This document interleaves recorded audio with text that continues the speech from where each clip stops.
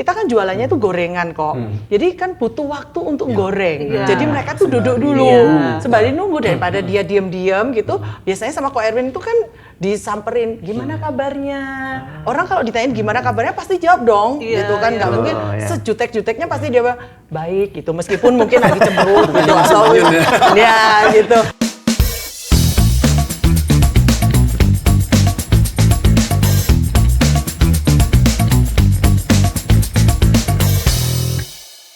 Shalom, welcome to Marketplace Wisdom bersama saya Fandi. Bersama saya dengan Deborah. Nah, pada saat ini saya ada di GMS Bandung.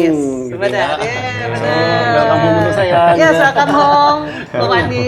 Ya, jadi pada hari ini saya tergerak satu tema yang benar-benar strong nanti ya ketika kita akan wawancara dengan narasumber. Pekerjaanku adalah ladang misiku. Betul. Nah, saya tergerak dari membawakan ayat dari 2 Korintus 7 ayat 2. Di sini Paulus menuliskan kepada jemaat di Korintus, berilah tempat bagi kami dalam hati kamu.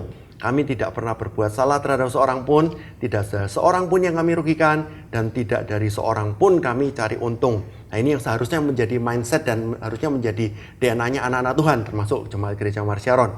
Jadi bisnis itu nggak cuma untuk profit semata. Bisnis itu kalau cuma untuk profit, jadinya ntar jadi kapitalis gitu ya, dan seakan-akan bisa mengandalkan segala cara. Gitu, bisnis itu adalah tentang integritas, begitu juga karir gitu ya, karena itu integritas itu karakter yang anak-anak Tuhan harus jaga. Jadi di sini Paulus jelas mengatakan kami tidak pernah berbuat salah terhadap seorang pun, berarti hidupnya dijaga supaya tidak berbuat salah, dan tidak ada seorang pun yang kami rugikan, dan tidak ada seorang pun yang kami cari untung, seperti itu. Bisnis adalah tentang relasi bicara tentang proses kebersamaan, dan ini harus timbul trust di dalam sini. Bisa jadi trust itu saya biasanya bagi dua. Yang pertama adalah cognitive trust, yang kedua adalah affective trust. Cognitive trust itu berarti secara kertas, secara KPI, secara rapot gitu ya, secara prestasi itu menimbulkan hasilnya itu performance-nya, berarti itu yang bisa menimbulkan trust. Seperti itu. Tapi juga kita bisa juga secara hati itu juga kita bisa menangkan secara affective trust. Kenapa? Karena orang-orang dunia di luar sana membutuhkan dua hal ini. Yang pertama, kita benar-benar harus berprestasi, kita benar-benar harus bersinar, kerja kita juga harus nyata, bisa dilihat oleh semua orang secara objektif. Tapi kita juga harus bisa memenangkan hatinya mereka. Oleh sebab itu, setiap jenis relasi ini gabungan antara cognitive trust dengan affective trust itu bisa jadi jembatan yang sangat bagus untuk kita mengabarkan kabar baik atau kita bisa menginjili orang. Kenapa? Karena orang di luar sana kenal Tuhan Yesus lewat kita. Dan kita adalah surat Kristus yang terbuka bagi semua orang. Anggota keluarga, saudara atau family, secara dekat atau secara jauh, tetangga gitu ya, rekan kerja, supplier, customer, klien, dan lain-lain. Dan orang sebenarnya ingin tahu loh, Tuhan Yesus itu seperti apa. Dan mereka akan melihat Tuhan Yesus lewat kita. Alkitab itu seperti apa? Dan mereka bisa membaca Alkitab lewat kehidupan kita. Gereja itu seperti apa? Mereka bisa melihat perilaku gereja, karakter gereja lewat hidup kita. Dan mereka membacanya lewat Anda, dan lewat saya, dan lewat kita semua. Berilah tempat bagi kami di dalam hati kamu, itu secara integritas, secara bisnis, secara karir, secara relasi. Berarti kita harus menangkan hati, dan kita harus bisa berprestasi, kita bersinar di marketplace, dan kita kenalkan mereka pada Tuhan Yesus. Semoga ini bisa memberkati semua orang. Luar biasa. Makanya pada saat ini kita akan membahas bahwa pekerjaan kita itu adalah ladang misi kita. Nah, di tengah-tengah kita saat ini sudah ada narasumber yang luar biasa nih, Ko Fandi. Ya, ada Ko Erwin, kemudian juga ada Cieni. Oke. Ya, silakan. Mungkin bisa diperkenalkan. Apa yang menjadi bisnisnya, kemudian di GMS ini juga melayani atau berkecimpung di bidang apa? Silahkan diperkenalkan. Shalom, nama saya Yeni, saya di GMS melayani sebagai CGL, dan saat ini kami dipercaya Tuhan di dalam usaha Dapur Limbuk Bandung. Ini suami saya, Ko Erwin bisa. Ya. Nama saya Erwin, dan saya juga di GMS Bandung ini bersama istri saya. Kami juga CGL melayani jemaat-jemaat teman-teman di CGL ini. Oh, luar biasa ya. Nah, sekarang bisnisnya udah berapa lama nih, Cieni? Kebetulan bisnis kita itu cukup baru 1 tahun. Kita merintis setelah pandemik. Gitu. Jadi memang bisnis kami ini cukup baru yang Tuhan percayakan buat kami. Apa sih yang melatar belakangi Cici untuk mau terjun ke bisnis ini? Jadi sebenarnya bisnis ini awal mula saya sih tidak ada background untuk F&B begitu. Tapi karena Tuhan membawa kami bergerak masuk, oleh sebab itu ya kami melangkah aja, kami taat begitu. Memang kita nggak ada background gitu ya dari F&B gitu. Saya sendiri dari bisnis marketing, ekonomi. Sebelumnya. Ya, sedangkan suami saya backgroundnya apa kok? Saya sih sebetulnya mau dipanggil jadi businessman, tapi saya bukan jadi businessman, saya dipanggil untuk jadi hamba Tuhan. Oh gitu, luar biasa. Maunya biasa jadi banget. businessman tapi nggak bisa, Tuhan kekeh tidak mau. Iya. Oh gitu, oke. Jadi saya taat aja kepada Tuhan untuk jadi hamba Tuhan aja. Gitu ya, oke. Nah sebelumnya di marketing, sekarang di F&B, Ci. Pencetusnya apa sih, Ci? Jadi sebenarnya pencetusnya itu saya kan punya usaha sampingan sebelumnya. Yes. Tahun 2021 akhir usaha itu berhenti tiba-tiba. Oh gitu. Dan saya tuh sempat cerita sama suami saya, kok ini usahanya kok berhenti ya? Itu kan usaha sampingan saya. Tapi suami saya bilang gini, nggak apa-apa. Kalau itu berhenti berarti Tuhan tuh akan kasih sesuatu yang lebih baik. Amin. Gitu. Oke. Nah akhir tahun 2021 saya ke Surabaya, saya ketemu teman, ngobrol, dia tuh sempat cerita mengenai F&B, tapi saya kan nggak punya background gitu ya, saya pikir nanti aja gitu. Terus Januari 2022 saya ke Surabaya kembali, waktu itu ikut seminar Success Dating. Saya datang, ketemulah teman-teman saya di Surabaya gitu, dia ngomong lagi, kamu nggak mau coba F&B gitu. Saya tuh dalam hati, oke lah, nanti saya pulang, saya cerita sama suami. Begitu saya pulang, saya cerita sama suami, kok ditawarin ini, dia tuh cerita profitnya begini, untungnya begini, enak, pokoknya nggak nyita jam. Nah, kan saya juga pikirnya, oh saya cobalah, saya cerita sama suami saya gitu kan. Karena dia ingin melayani Tuhan, tentunya saya mencari usaha yang tidak membuat kita susah untuk pelayanan juga begitu. Setelah ngobrol, akhirnya memang waktu Tuhan juga suami saya memberikan izin. Tentunya kita juga doa, doa apakah ini rencana kehendak Tuhan untuk kita bisa masuk di dalam usaha ini. Dan ketika Tuhan itu berkehendak, maka Tuhan itu membuka pintu-pintunya buat kita. Yes, pasti Dan itu ya. dalam waktu tempo sesingkat-singkatnya, dari Januari kita itu opening itu 8 Februari. Dalam waktu 1 bulan saya harus renov, harus betulin ini dan itu gitu ya. Banyak, tapi Tuhan tuh sediakan. Mulai dari dana, dari yang renovasi, itu Tuhan itu sediakan satu persatu. Dan tepat pada waktunya kita bisa buka gitu F&B ini. Oke, luar biasa, gitu. luar biasa. Kemudian bagaimana dengan permodalannya, Ci?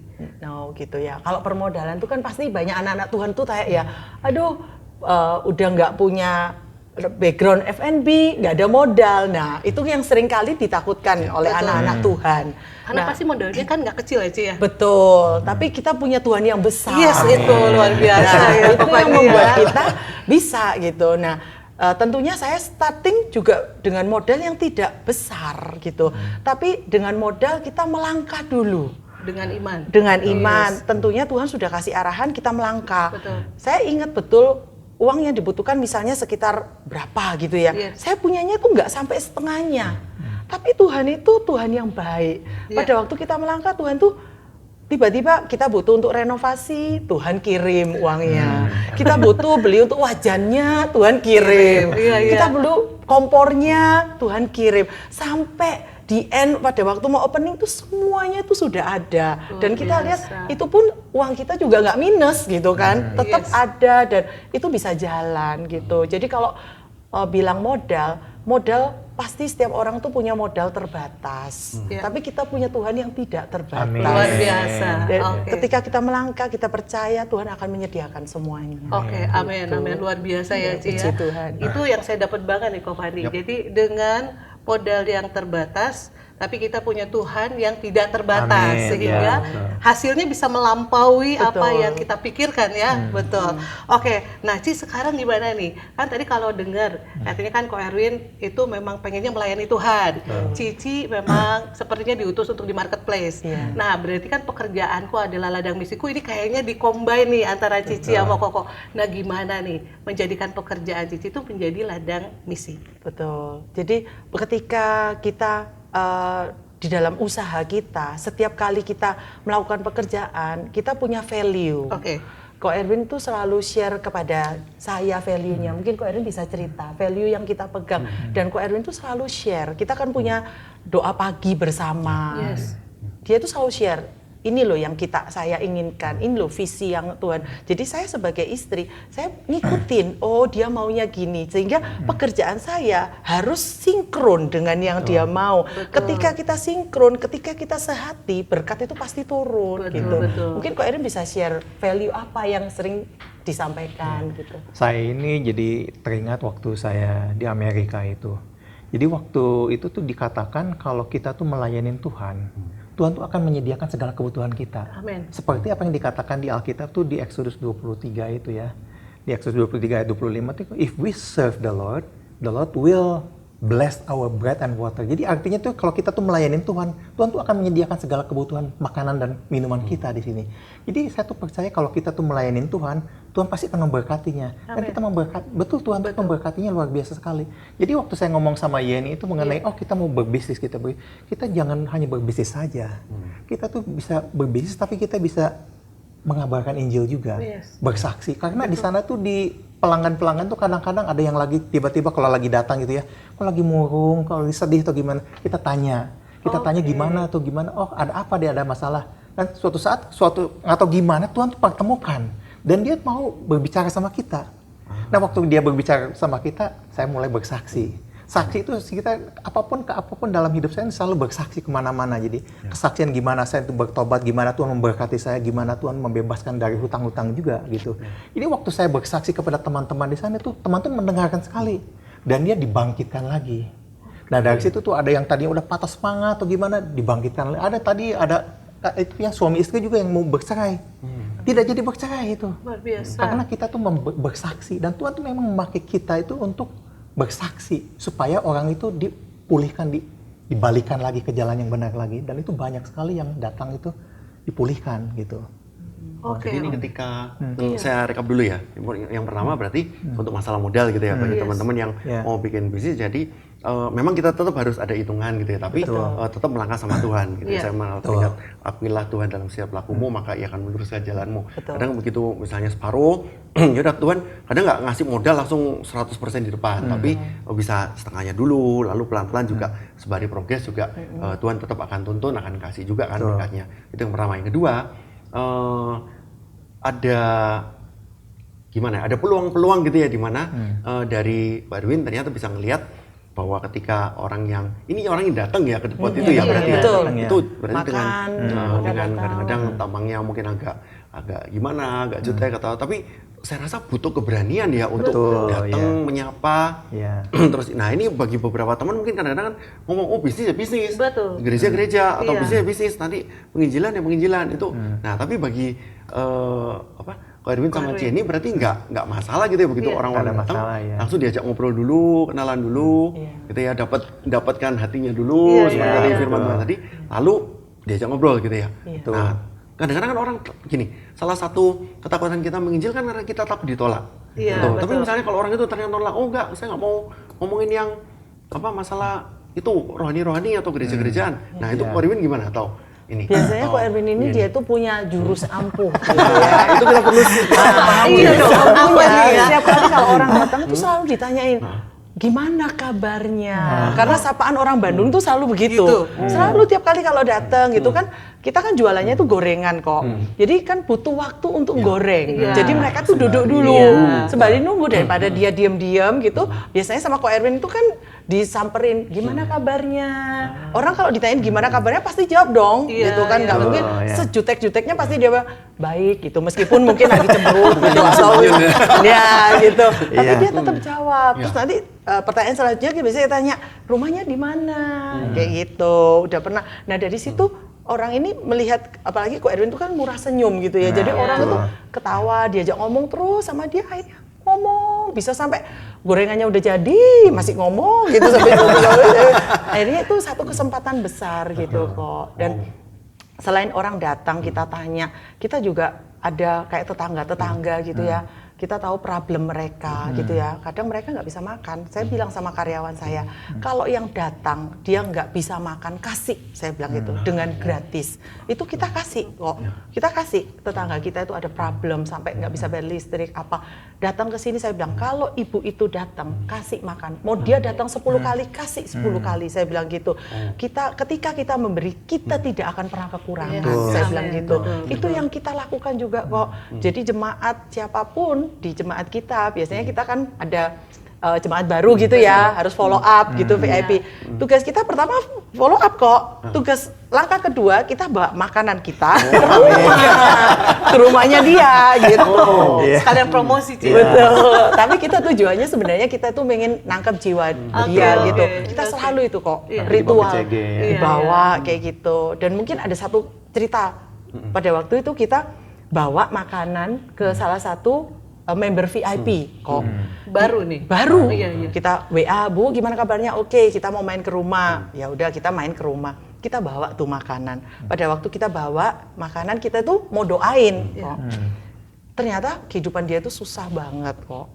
Terus dia itu singkat cerita kita doain, dia itu ternyata dia cerita gini, tahu nggak kok Ci, saya itu berdoa sama Tuhan, saya itu sudah 1 tahun tidak pernah ke gereja. Saya doa sama Tuhan, saya deklarasi gini, kalau ada hamba Tuhan datang ke rumah saya mau ke gerejanya dia, saya mau ikut. Nah kita kan nggak tahu kok. Iya, betul. Dan memang saya bilang, kenapa kok sampai kayak begitu? Rupanya rumah dia itu masuk gang kok. Udah masuk gang, parkirannya susah, masuk gang lagi ke dalam. Kecil banget. Dan mungkin dia selalu bilang, saya kan tanya, loh ibu ini ibadah di mana? Saya sudah setahun nggak ibadah. Saya udah kenal didoain hamba Tuhan ini dan itu. Tapi setiap kali hamba Tuhan bilang mau ke rumah, tidak ada satupun yang ke rumah, Ci. Sampai Tuhan kirimkan kok sama Ci datang. Padahal tujuan kita sebenarnya cuma mau visit aja gitu. Dan itu tuh akhirnya ya puji Tuhan akhirnya dia ikut CG kok. Sampai sekarang dia bertumbuh jadi member tetap kita. Bertumbuh, bahkan dia kemarin waktu CG Fun bawa jiwa baru tetangga dia. Ya itu akhirnya kita merasa ini loh, usaha kita ini jadi berkat. Kita bawa jiwa, kita orang yang nggak bisa makan boleh makan di tempat kita gratis, silakan. Jemaat CG mau datang makan, saya bilang yang ulang tahun boleh makan di tempat saya. Itu. Kalau saya sekarang mau nanya nih, kan kita juga bisa lihat ya teman-teman ya bahwa karakternya misalnya Cian ini kan mungkin lebih ekstrovert gitu ya. Betul. Sedangkan Ko Erwin ini lebih kalem. Nah, saya justru malah penasarannya sama Ko Erwin ini. Gimana kan ya itu segini ya. Ini kan tipe-tipe pendiam gitu, tipe-tipe tapi kok bisa mendobrak rasa barrier atau rasa nyaman gitu, itu untuk ngizinin orang. Karena itu pertama itu ada dekat sama Roh Kudus dulu. Nah itu kalau kita punya hubungan dengan Roh Kudus dengan baik itu, kita tuh di dalam hati saya tuh ada sesuatu, ada api daripada Roh Kudus ini ingin menginjilin orang. Nggak bisa diam gitu. Nggak bisa diam itu. Jadi waktu mulai ngomong itu Roh Kudus tuh mulai mengajak ngomong sama saya, mengajak ngomong satu persatu. Aku tuh sepertinya dibimbing sama dia, dituntun kemana dan akhirnya di ujung-ujungnya itu tujuan jadi kesaksian jadinya. Jadi saya nggak langsung tiba-tiba langsung kasih ayat begini suruh ini, enggak. Tapi saya lagi gimana, kalau dia orang tuh kadang-kadang kalau dia, wah lagi sedih gimana, oh saya juga pernah mengalami kesedihan gitu, oh saya juga pernah ditipu atau gimana. Saya juga ngomong, jadi gimana ada masalah apa, misalnya masalah keluarga atau masalah keuangan. Jadi saya mulai menyinggung-nyinggung sini, saya juga pernah mengalami begitu. Oh dia lagi mulai mendengarkan juga, apalagi kalau dia masalahnya tuh, cuman segini aja kecil. Ternyata masalah saya tuh gede-gede semua. Iya, betul. Sampai ditipu 7,5 miliar waktu saya di Amerika itu. Kalau dia bilang begini, kecil sekali ya kalau masalah saya dibandingkan. Jadi dia mulai mendengar gimana katanya kalau bisa melunasin itu. Nah, pada saat itulah mulai saya menginjilin gimana tuh itunya, bagaimana Tuhan itu bisa membebaskan saya itu. Dari situlah jiwa-jiwa mulai dituai satu persatu ya. Dan bukan hanya di Dapur Limbuk aja ini. Oh gitu? Kemana-mana saya sering itu bersakti. Oke. Cuman kalau di Dapur Limbuk itu pokoknya selalu standby gitu setiap hari. Saya nggak selalu standby, tapi kalau misalnya ada istri saya ini, saya temenin ya. ini. Kalau pas kita lagi hektik, ada pesanan banyak, karyawan harus berangkat, biasanya kok Erwin bantu di sana, dia selalu nginjilin gitu. Oke. Nah, pengalaman apa sih kok yang pernah Koko alami nih ya, ketika Koko sedang di dapur Limbuk, terus udah gitu Koko ketemu orang, dan akhirnya orang itu merasa sangat terberkati gitu ketika ngobrol sama Koko. Punya pengalaman khusus nggak kok? Ya, misalnya tuh ada pewayan khusus, orangnya nanti Ko Erwin bicara sesuatu yang itu dia nggak pernah cerita ke siapa-siapa, tapi Cik Christine itu. seperti itu. Iya. Nah, itu bisa diceritain nih. Iya. Cik Krisna itu ya. Dia sampai Nyebutin nama nggak? Pertama itu memang kalau kita itu ngobrol tuh sama teman-teman itu, orang tuh tahu kalau kita tuh ngomong percaya apa tuh bisa percaya sama kita. Kalau kitanya orangnya neko-neko, kiri kanan, oh ini mah berarti orangnya nggak benar nih. Tapi kalau saya tuh selalu ngomong, saya nggak pernah neko-neko gitu. Saya selalu bilang A atau B gitu. Jadi orang tuh bisa mendengarkan itu. Jadi waktu saya mendengar apa orang datang tiba-tiba tuh, mereka tuh datang langsung ke tempat saya. Langsung ngomong to the point aja, nih saya lagi begini. Saya nih lagi ada masalah gitu. Oh kalau masalah begini, ayo kita doakan. Terus saya kasih counseling juga buat teman-teman atau orang yang datang juga ke situ ya. Sama Yeni juga kasih bantu juga. Oh iya, kita kasih counseling nggak apa-apa. Jadi kalau kita tuh ada orang tuh masalah, kita selalu hati terbuka. Dan kita selalu minta Tuhan bantu saya ini. Taruh firman-Mu dalam hati saya ini. Gimana supaya supaya orang ini bisa dipulihkan itu. Dan Roh Kudus itu memberikan kata-kata kepada kita itu. Nah, atau gimana caranya tiba-tiba kok bisa saya ngomong begini. Jadi kalau kita mengandalkan kekuatan sendiri itu susah sekali. Tapi pada saat kita mengandalkan Roh Kudus itu berbicara dan luar biasa sekali. Jadi kita tuh dibimbing, oh begini-begini. Dan tiba-tiba orang tuh betul-betul pengen didoakan dan pengen dipulihkan. Dan kita tuh banyak sekali. Dan ngikut kita. Ibadahnya di mana kok? Gitu. Ikut lah gitu. Sampai suatu saat misalnya nanti kamu menjadi pembicara nggak di gereja saya?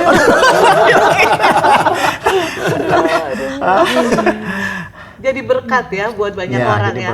Luar biasa. Soalnya kalau udah Roh Kudus sudah berbicara itu ya, ada urapan khusus. Betul. Waktu urapan itu turun itu, orang tuh nggak akan berhenti pengen. Makin lama makin haus, makin pengen mendengarkan lagi. Nah itulah hebatnya Roh Kudus itu. Tuhan Yesus tuh dahsyatnya luar biasa sekali.